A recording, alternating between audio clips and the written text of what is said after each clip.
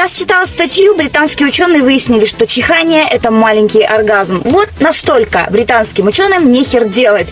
И мало того, они выяснили, что по манере чихания женщины можно определить интенсивность ее оргазмов. И вот это весело.